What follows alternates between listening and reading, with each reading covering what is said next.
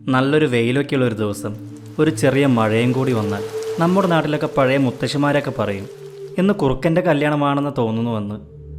ഇത് കേൾക്കുമ്പോൾ നമ്മുടെ മനസ്സിലേക്ക് ഓടി വരുന്നൊരു ചിത്രം ഇതായിരിക്കും. ഒരു വലിയൊരു കാട്, അവിടെ ഒരു കുറുക്കനും കുറുക്കത്തിയും, പിന്നെ കുറേ കുറുക്കന്മാരും. ഇവരുടെ എല്ലാം നടുവിൽ കുറുക്കനും കുറുക്കത്തിയും പതിയെ പരസ്പരം ഹാരമണിയിക്കുന്നു. എന്നാൽ വെറും ഒരു പഴമൊഴിക്കപ്പുറം എന്താണ് ശരിക്കും കുറുക്കൻ്റെ കല്യാണമെന്ന് നിങ്ങൾ എപ്പോഴെങ്കിലും ആലോചിച്ചിട്ടുണ്ടോ?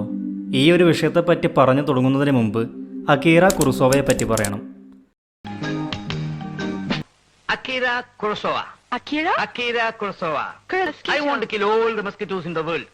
അതെ, അക്കീറ കുറുസോവ, ദ മൊസ്കിറ്റോ കില്ലർ. ഈ ഒരു കഥാപാത്രമാണ് ഈ പേര് കേൾക്കുമ്പോൾ നിങ്ങളുടെ മനസ്സിലേക്ക് വരുന്നതെങ്കിൽ നിങ്ങളൊരു നല്ല മലയാളം സിനിമാ പ്രേമിയാണ്. എന്നാൽ സിനിമയെ സീരിയസ് ആയി കാണുന്നവർക്ക് വളരെ പരിചിതമായൊരു പേരാണിത്. ജാപ്പനീസ് സിനിമയുടെ തലതൊട്ടപ്പന്മാരിൽ ഒരാളായ ഈ അക്കീറ കുറുസോവ അവിടുത്തെ ഇന്റർനാഷണലി പ്രശംസ ഏറ്റുവാങ്ങിയ ആദ്യ ജപ്പാൻ സംവിധായകൻ കൂടിയാണ്. അദ്ദേഹത്തിൻ്റെ വളരെ പ്രസിദ്ധമായ വർക്കുകളാണ് റാഷമൻ, സെവൻ സമുറായി തുടങ്ങിയവ. ഈ കുറുക്കൻ്റെ കല്യാണത്തെപ്പറ്റി പറഞ്ഞു തുടങ്ങി ഇപ്പോൾ എന്തിനാണ് ജപ്പാൻ വരെ എത്തി നിൽക്കുന്നത് എന്ന് നിങ്ങളിപ്പോൾ വിചാരിക്കുന്നുണ്ടാവും. എന്നാൽ ഇതിനെല്ലാം തുടക്കം ജപ്പാൻ ആണെന്നുള്ളതാണ് സത്യം. ഫോക്സ് അഥവാ കട്സുനെ ജപ്പാനിലെ നാടോടി കഥകളിലെ അമാനുഷിക ശക്തിയുള്ള കുറുക്കന്മാരാണ്. ഇവർക്ക് മനുഷ്യരൂപം കൈവരിക്കുവാൻ സാധിക്കും. ഇവർ തമ്മിലുള്ള വിവാഹത്തെയാണ് അവർ കുറുക്കൻ്റെ കല്യാണം എന്ന് പറയുന്നത്.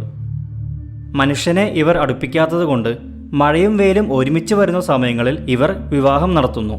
ഈ ഒരു സിഗ്നൽ കണ്ട് അതിനടുത്തുള്ള മനുഷ്യരെല്ലാം വീടിനുള്ളിൽ തന്നെ ഇരിക്കും. അബദ്ധത്തിലെങ്ങാൻ കുറുക്കൻ്റെ കല്യാണം ഒരു മനുഷ്യൻ കണ്ടാൽ അയാളുടെ അവസ്ഥ പരിതാപകരമായിരിക്കും. ഈ ഒരു കഥയെ ആസ്പദമാക്കി അക്കീറ കുറുസോവ ചെയ്തൊരു സിനിമയാണ് ഡ്രീംസ്. 8 സെഗ്മെൻറ്റുകൾ അടങ്ങുന്ന ഒരു ആന്തോളജി സിനിമയാണ് ഡ്രീംസ്. ഇതിലെ ഒരു സെഗ്മെൻ്റാണ് സൺഷൈൻ ത്രൂ ദ റെയിൻ. ഒരുപക്ഷെ ഈ പേരും കഥയും പലർക്കും സുപരിചിതമായിരിക്കും. പണ്ട് 9ലോ 10ലോ ഇംഗ്ലീഷ് ടെക്സ്റ്റ് ബുക്കിൽ നമുക്ക് പഠിക്കാനുണ്ടായിരുന്ന ഒരു ചെറുകഥയാണിത്. അന്ന് ഈ സിനിമ ലാബിൽ പ്ലേ ചെയ്ത് കാണിച്ചതൊക്കെ ഇപ്പോഴും എനിക്ക് ഓർമ്മയുണ്ട്.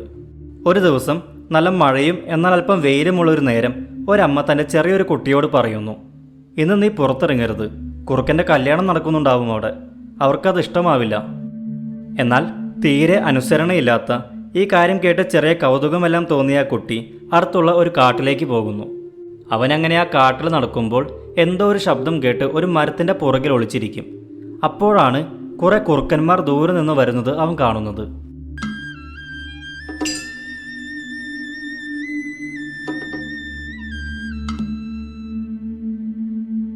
ആ ഒരു കൂട്ടത്തിൽ ഏറ്റവും മുൻപിൽ വെള്ള ഉടുപ്പിട്ട് ഒരു കുറുക്കത്തെയും തൊട്ടടുത്ത് വരനായ കുറുക്കനുമുണ്ടായിരുന്നു. ഒരു പ്രത്യേക സംഗീതത്തിൻ്റെയും നൃത്തത്തിൻ്റെയും അകമ്പടിയിലാണ് അവരുടെ ഈ വിവാഹം നടക്കുന്നത്.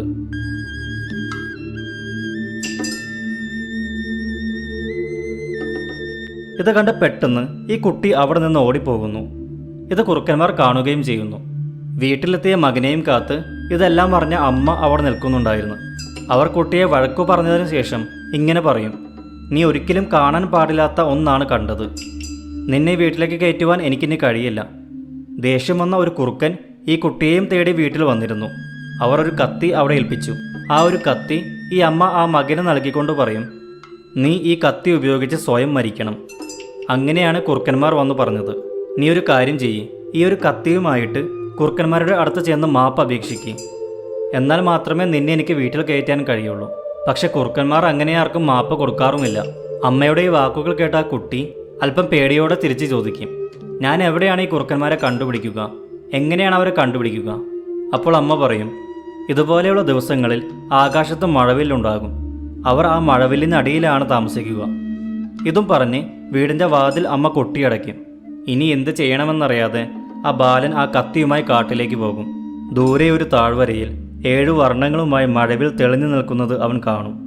കുറുക്കന്മാർ മാപ്പ് തരും എന്ന വിശ്വാസത്തിൽ അവൻ അങ്ങോട്ട് നടന്നു നീങ്ങും. ഇത്രയുമാണ് ഈ ചെറിയൊരു സെഗ്മെൻറ്റിലുള്ളത്. ഈ പടം കണ്ടു കഴിയുമ്പോൾ ഒരു പൂർണ്ണമായ ക്ലൈമാക്സ് ഇല്ലാത്തത് നമ്മളെ അല്പം നിരാശപ്പെടുത്തും. ഡ്രീംസ് എന്ന സിനിമയിൽ ജാപ്പനീസ് ട്രഡീഷനുമായി ബന്ധപ്പെട്ട മറ്റ് 7 സെഗ്മെൻറ്റുകൾ കൂടിയുണ്ട്. എല്ലാ രാജ്യങ്ങളിലും കുറുക്കൻ്റെ കല്യാണം എന്ന പഴമൊഴിയുണ്ട്. ഇതിൻ്റെ എല്ലാം തുടക്കം ജപ്പാനാകുവാനാണ് സാധ്യതയേറെ. പണ്ടാരോ അവിടെ നിന്ന് പാടിപ്പറഞ്ഞ് ആ കഥ നമ്മുടെ കേരളത്തിലും എത്തിക്കാണും. എന്നാൽ ഇന്നും നമ്മൾ മഴയും വെയിലും ഒരുമിച്ചുള്ള ദിവസങ്ങളിൽ കുറുക്കൻ്റെ കല്യാണമായി ആഘോഷിക്കുന്നു. ഇതുപോലെ തന്നെ നമ്മൾ തലമുറകളായി കേൾക്കുന്ന പല മിത്തുകൾക്കും ഒരു ഉറവിടമുണ്ടാകും. നിങ്ങൾക്കറിയാവുന്ന മറ്റു കാര്യങ്ങൾ ഇവിടെ കമൻറ്റ് ബോക്സിൽ രേഖപ്പെടുത്തുക.